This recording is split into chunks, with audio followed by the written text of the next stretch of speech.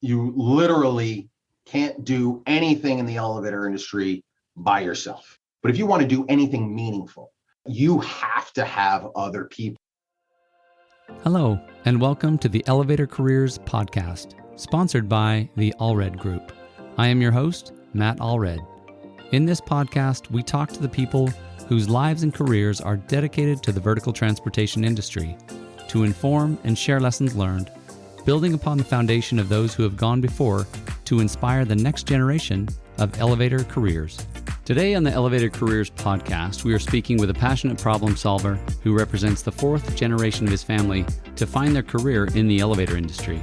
He's a U.S. Army veteran, a graduate of the NEAT apprenticeship program. He's a mechanic, an adjuster, a certified QEI inspector, and a CETS certified instructor.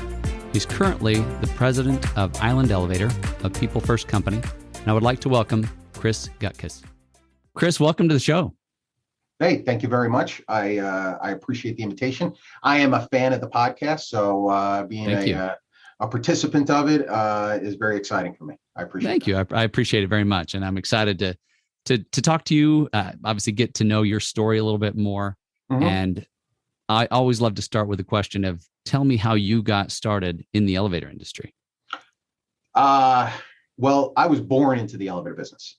So I am fourth generation elevator man. My brother, my cousins, my uncles, they were all in it. The family story is that my great grandfather worked in the train yards, and he was in charge of delegating which train cart would get unloaded first or second. And he had, according to the family story, he had a representative from Otis there, and they wanted to get their equipment off of the train cart. They needed his permission in order to do that as the foreman or whatever his job was. And he said, yeah, this seems like a really good career. Why don't you hire my son, who was my great grandfather? And the guy was like, no, I don't think so. You're going to have to go to the office for that. And the guy was like, well, I don't know what to tell you. I don't think I'm going to be able to unload your stuff today. So after a little bit of maneuvering there, they were able to hire my great grandfather. He was I believe he started with Otis. Then my grandfather was, I don't know where he started with, but he eventually worked his way up from the field into taking on some elected positions, and then eventually became the president of Local 1 IUEC. Wow. I forget when it was, but he was president for about 20 years. And then when he was in, he got his sons-in-laws and sons into the business. Sure. One of which was my father, was his son-in-law. And my father was in the business from, I guess, the early 80s. I think 81 was his first year. And in 1989, he started his first elevator company, which was Regal Elevator. It ended up failing. And in the division of the assets, his partner took everything that was in the 5 boroughs. He took everything that was on the island, and he partnered up with his cousin, and they created Allred Elevator, first rendition. So I came up, just as an idiot kid. And there's one thing that I knew that I definitely didn't want to be was in the elevator industry. Sure. Because every party, all of the uncles, everybody, even my aunts, everybody was familiar with it. Everybody's chit-chatting about it, this job, that job, yada, yada, yada. So I got out of high school, and then there was a short stint. I'll skip that. And then I went right into the Army.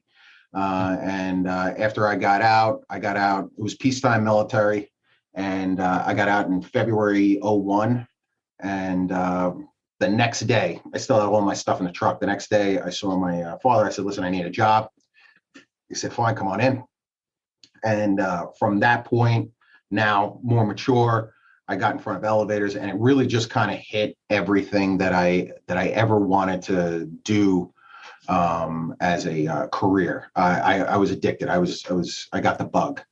How long until you got that bug? At what point did it you was almost realize? instant because the challenge was there, and that's what I needed. I needed something that was the industry is just so dynamic.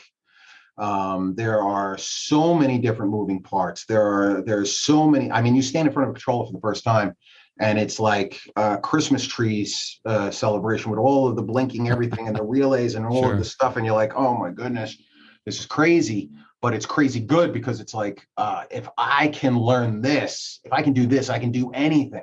Right. So there was, with the electrical and the plumbing and the carpentry and the mechanical and the welding, and it was just too much to even consume.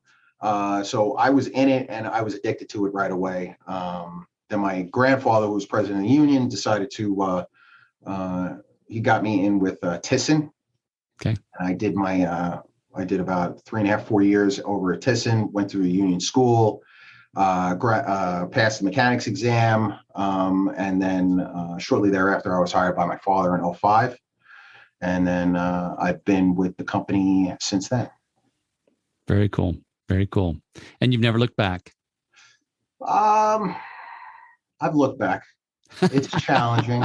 When we first started, my father had separated from his partner, so it was basically me and him.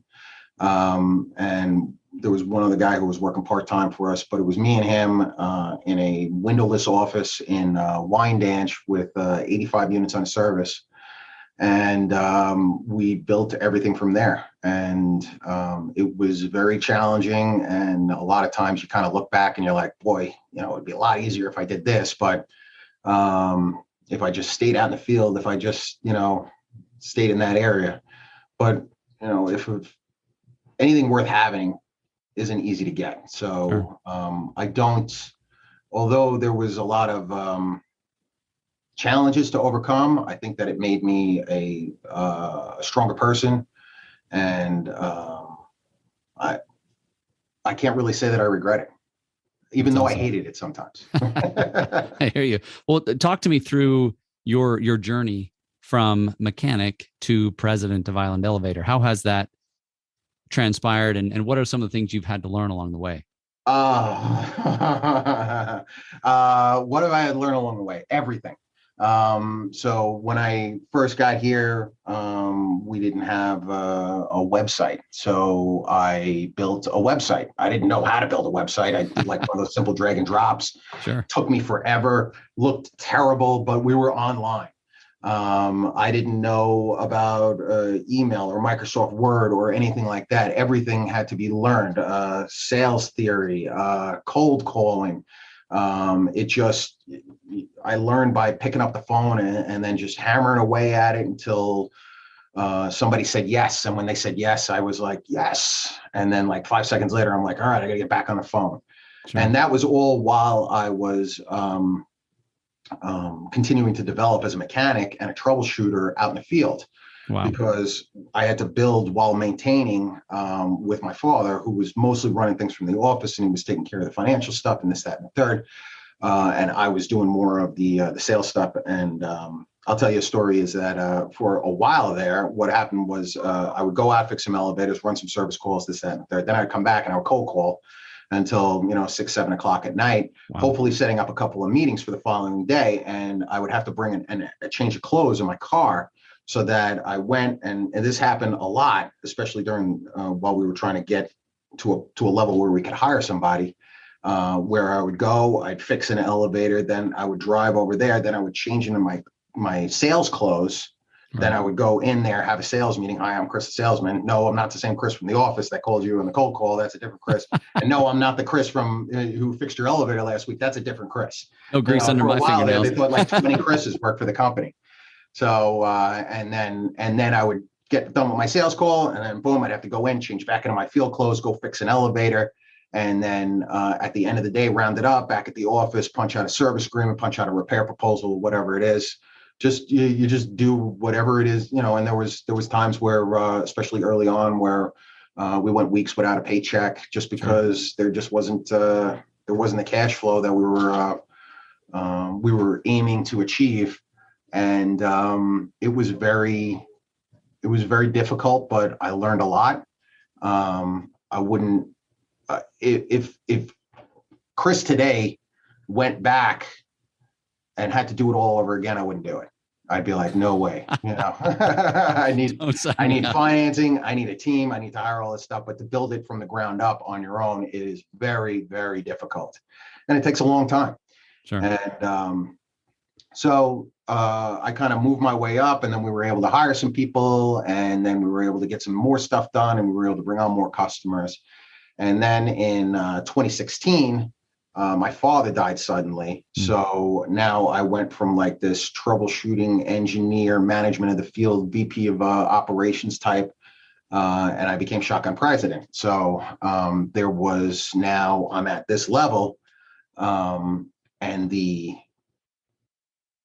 need to learn a whole different skill set was now presented in front of me. And that was very challenging for me because I was used to managing men. Sure. And I was used to managing equipment, but I wasn't used to the finances and and all the demands of running a business. I didn't get a formalized education. I'm a guy with a high school diploma. Sure. So I went ahead and kind of, after we stabilized the company and were able to build confidence both in our customers and our teammates, and then start to drive things forward, that's when I made it a point to go out and get educated on how to become a better businessman. Basically, gotcha. I didn't know what tools weren't in my tool bag. So I needed to get into a classroom and have somebody tell me what I didn't know, because I was just so lost. I was so focused. I was so stuck in the trenches and just grinding away that I was actually at a certain point becoming my own worst enemy, because I wasn't doing a good job at delegating. Got to come up for air at some point. And building out the structure of a company. I didn't know what it looked like. I knew I could fix anything in the field, but I didn't know what it like. I could build an elevator, but I didn't know how to build a company. The company. Sure. Yeah. I mean, anybody can start a business. Yeah. You mentioned at one point that you had some, that you called upon some people, some support when you actually had to step into, you called it shotgun president. Who were some of those people, and what was that like to kind of say, oh my gosh, I've got to ramp up, I just didn't know where to start. So I got kind of like stuck. Like, I don't know what the first step is. I didn't know where to go or what to think or how to do it. So I remember that prior to my father's passing, I had a conversational professional relationship with Mike Bernardi. He was a VP of operations at the time at D&D Elevator, because we only work on Long Island. Right. We don't go into the 5 boroughs. We don't go anywhere else. We're just a Long Island company. That's our dream, to build that. So we were in like this passing each other leads. So I would still get people calling me that needed help in Queens, that needed help in Brooklyn. And I would call up Mike and I'd say, hey, listen, I got this person. Do you want to help them out? And I always liked what D&D stood for. So I felt comfortable kind of passing on, because when you pass on anything, you're kind of putting your name on it. Sure. And I don't want to recommend a company that I didn't think was going to do the right thing, not just in the field, but also by the customer. Mm-hmm. So I called up Mike and I told him, I said, listen, I'm in this position now. This is what happened. Do you think that it's possible that I could just come by and talk to you for a little bit, maybe get some understanding or some ideas? You've been doing this for a while, so you know a lot more than me. And he was like, yeah, no problem. Come on up. And I was a little shocked by that, but I set it up with them. At the time, I had to give my vehicle to a field guy. So I'm driving around in my father's car. Sure. We still hadn't gotten to the point where we were able to, get that off. And so I went up there and I sat down with Mike, and he was just like so incredibly generous with his time and information sharing. And I was able to ask him lots of questions about business operations and how the elevator industry works on that corporate, understanding. And at one moment during the meeting, while we're chit-chatting, Bob Schaefer comes in, and Bob Schaefer was president of of D&D Elevator, and hey Bob, and yada yada, and then I start, I don't really have like that thing in my brain that says stop. So I just, as soon as Bob comes in, I'm like, hey Bob, can I ask you a couple of questions? So and he was just like super nice. I was like, well, what do you use for operation software? He's like, oh, well, we use this, and he's showing me on his phone how it works. And it was just a fantastic experience, and it meant a lot to me as far as being able to start the process of understanding what it was going to take to kind of drive this idea forward. Right. And then since then, and this is just how I approach things, both everything's about learning. Like when I first got into the business, my grandfather told me that, you got to learn something every day. You got to constantly be pushing yourself to be better, because by the time you know everything that there is to know about this industry, you're too old to do it anymore. That's how much it's going to change. That's how much there is out there to put your hands on. So whenever I have the opportunity to learn from, I had some great mechanics.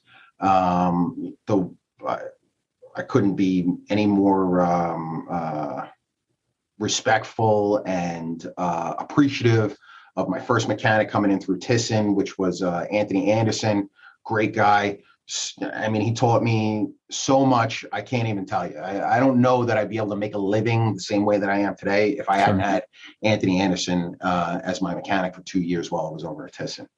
And that's because I wanted to learn how to become a better mechanic. Now I wanted to learn how to become a better businessman and a better business leader. So whenever I'm in a room with somebody like that, I always kind of hone in, especially if they're in the elevator industry.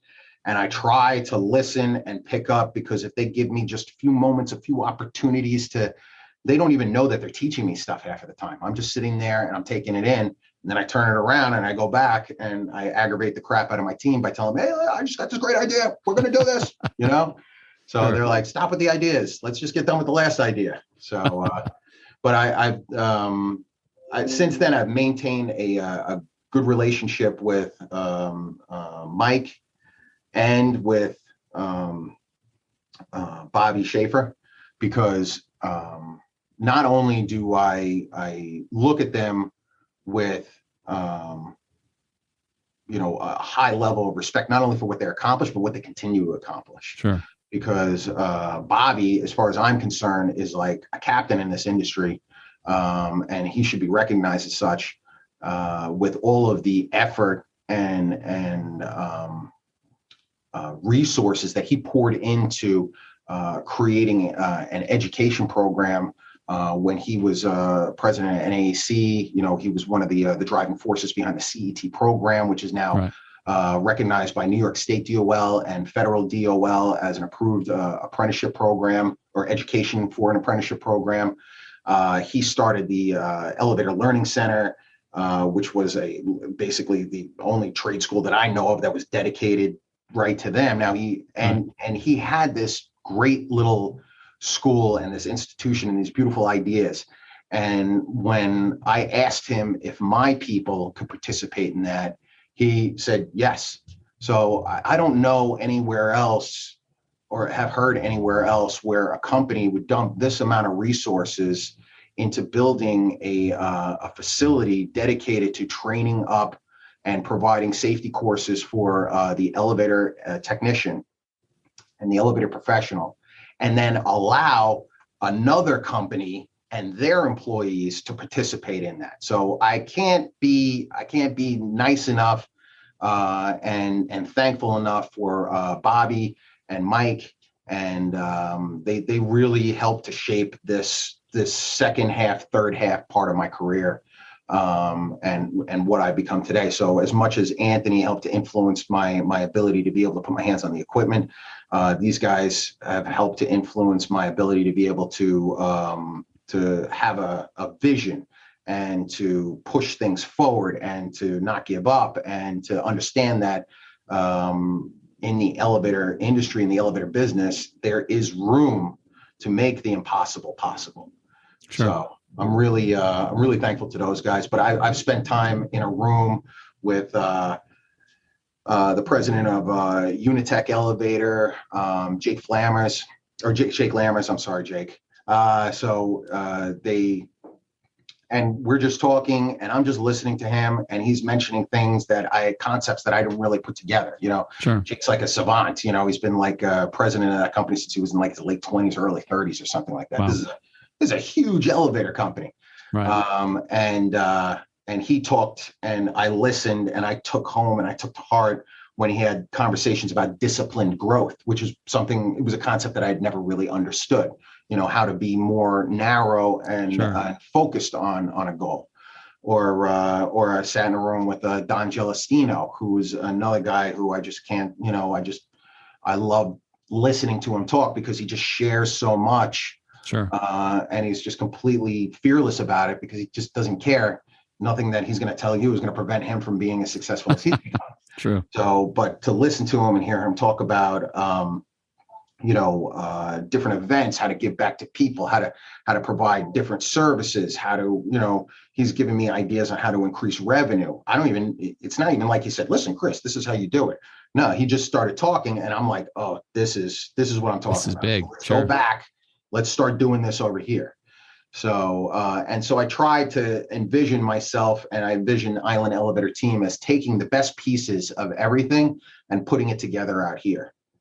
That's awesome. And I love the way you really highlight what I hear as a theme over and over, which is mentors and, somebody who's really willing to kind of take you under their wing. And it sounds like you've had several along the way even if they were at competing companies, which to me is, it's fascinating because I've worked in other industries and I've not seen that in other industries, but just there's a deep connection among elevator people that said, hey, I can call my buddy and he'll help me through something, even if we're bidding against each other. Mm-hmm. That's absolutely a little mind boggling for me.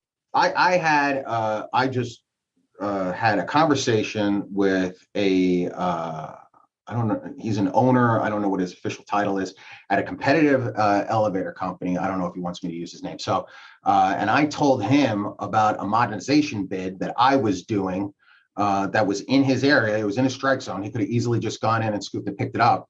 And we were talking back and forth. And then he's like, you know what? I know the guy who's leveling those bids over at that company. Wow. And I'm going to give him a call and give you a recommendation. I was like, wow. That's fantastic. I appreciate that so much.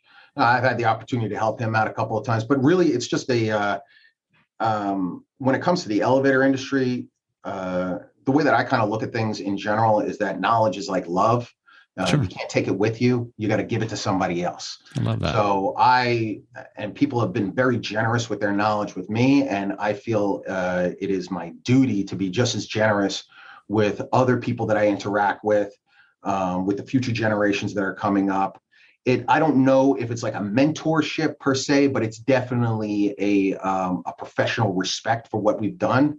And I find that professional respect tends to gravitate towards guys who came in from the bottom up.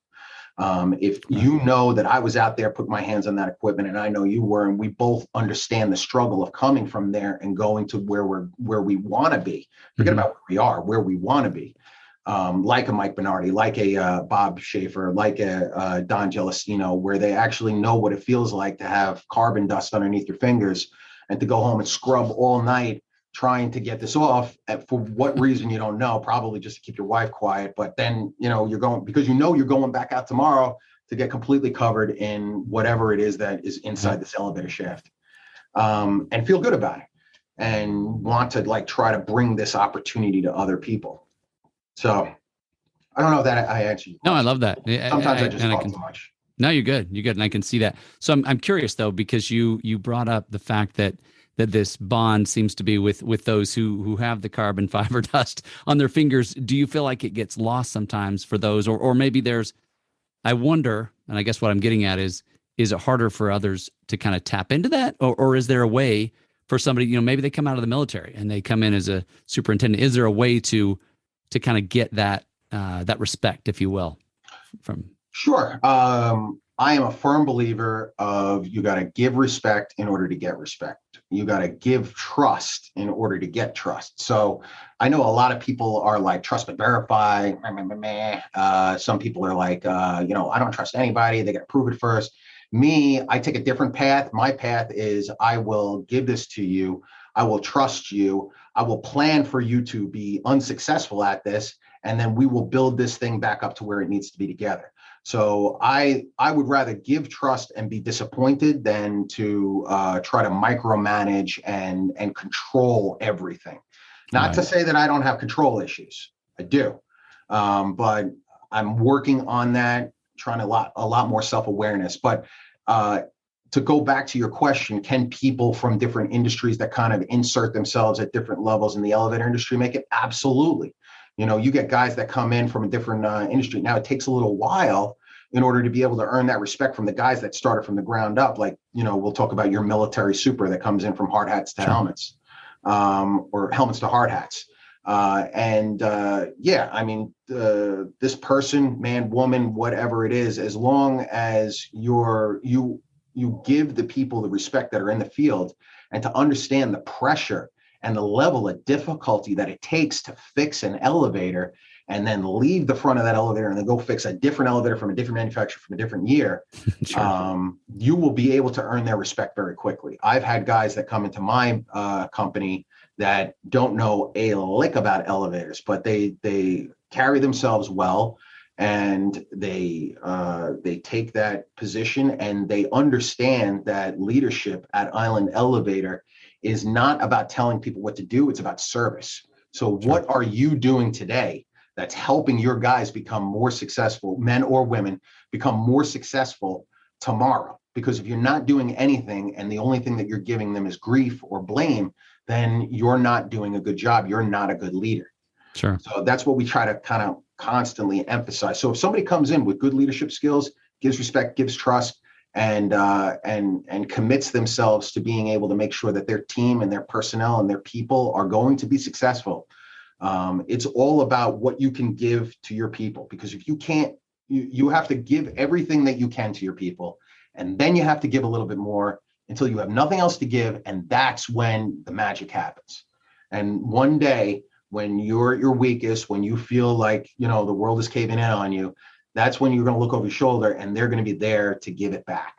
And wow. It's always at the point that you need it the most. And I feel that that's probably a good lesson that I've kind of tried to exercise over the course of my life, but it definitely works inside the elevator industry. So people can't be intimidated by the familial experience of it.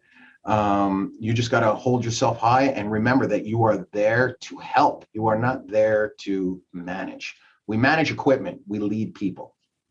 It's beautiful. Beautiful. I love that. Thank you. So if you were to, and you've talked about, kind of giving back as others have, given back to you, but if you were to give one piece of advice to our listeners, whether they be coming up from the bottom or from the side, or maybe they're, leading a company like you, what would you say? I think that the two lessons, the one is just don't stop learning. You just got to you've got to be, what I tell my guys who want to be able to, men and women, when I came up, there was less women. There's more women now. I think that women add just a much needed dynamic to this industry. And I really appreciate their participation. We had the opportunity to hire a female technician, and it's just been fantastic for everybody. So what I tell them when they want to be good is that you need to have a little bit of what I call obsessive curiosity. So you need to be things that don't make sense. You can't just put them aside and then just say, that's it, I'll figure it out later on. Right. If you want to be good in this industry, you have to be pushing yourself. You have to constantly be learning. So it's a learning process over the long course of and you got to look at things infinitely. If you're looking to be at a certain point 3 months from now, 6 months from now, 12 months from now, you're going to be super disappointed, because we're talking about learning over a lifetime, right? Sure. And then the other thing that I've learned is that you literally can't do anything in the elevator industry by yourself. Almost, there's a very small portion. Maybe you can fix an elevator here. Maybe you can do a little service, this, that, and the third. But if you want to do anything meaningful, you have to have other people. If you want to build an elevator, 2 stories, 20 stories, you have to have at least one other person with you. You want to do a rope job, you need a helper. You need a purchasing person to make sure that the right equipment comes in, and a truck driver that makes sure that it gets there in a timely fashion. And it goes the same thing with not just being out in the field, but being in a leadership position, or being inside the office, trying to set direction and help people out. You can't do it on your own. Right. So you've got to reach out. You have got to make connections.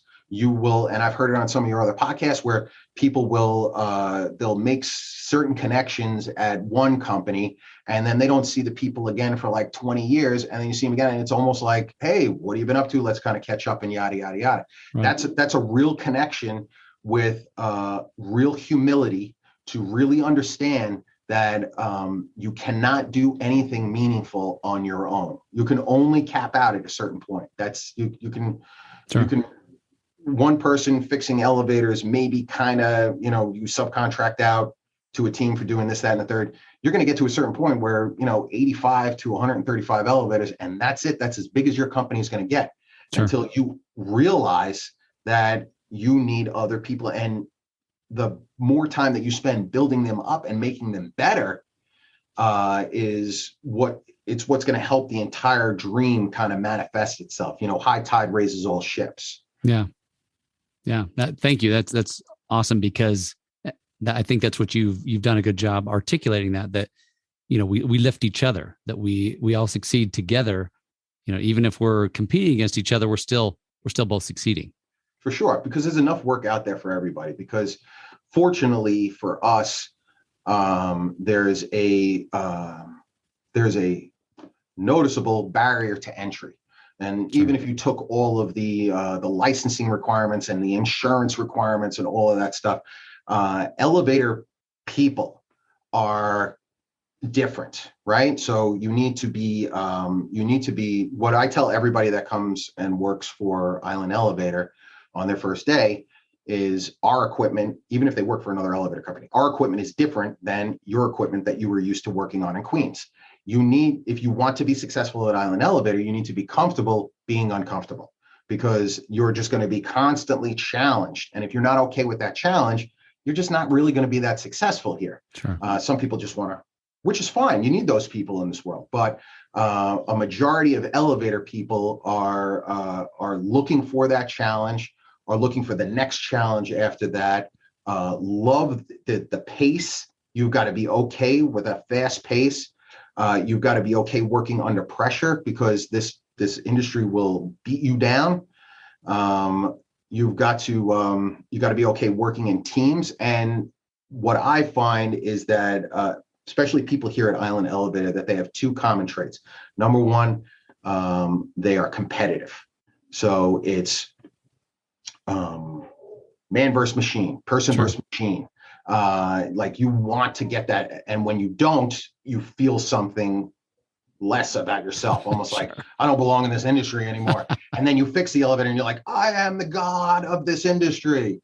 So you've got to be competitive, and you've got to gain pleasure in being able to help somebody else, because that's what we do. We just help. We help when we show up to a building and you see these people, and we need to get from here to there. And the only way we can get there is if this elevator is running properly and running safely and running in code compliance and all of these things. And you show up and you're able to understand and empathize with them and deliver for them. It's like Christmas every time you fix an elevator, like that feeling of giving to somebody else. And you're constantly doing that over the course of your career. So people, those are the personality traits that I think are most common in the elevator industry, successful elevator industry personnel, and especially here at Island Elevator. Awesome. Thank you. Well, we're about out of time. And I just wanted to ask you, I guess, the final question. What do you love the most? We've talked about a lot of good things here, but what, if you were to distill it down to one thing? One thing? That you love the most about the industry? Yeah. I love the challenge. It will never get old for me. And no matter how comfortable you are doing what you're doing, there will always be a new challenge. There will always be some other hurdle that's thrown in your way. So I love the process. I love the challenge. I love to try to solve these problems, whether in business or out in the field or whatever it is that I can do, putting people together, organizing, management, fixing things. It's just I would be so bored if I was in front of a spreadsheet and there weren't any problems for me to solve. That's what I need. So I love it. That's awesome. Awesome. Thank you so much for being here today. It's been a pleasure talking with you, and I wish you the very best in your business. It's a pleasure talking to you. I'm hoping that we can come back here a year from now and then do something else. Absolutely. Let's do it again. That's it. Maybe I can interview you. Love it. Let's do it. All right. That's what I'm talking about. Thank you, Chris. You got it. Have a great day. You too. Thank you for listening to the Elevator Careers podcast, sponsored by the Allred Group, a leader in elevator industry recruiting. You can check us out online at elevatorcareers.net. Please subscribe, and until next time, stay safe.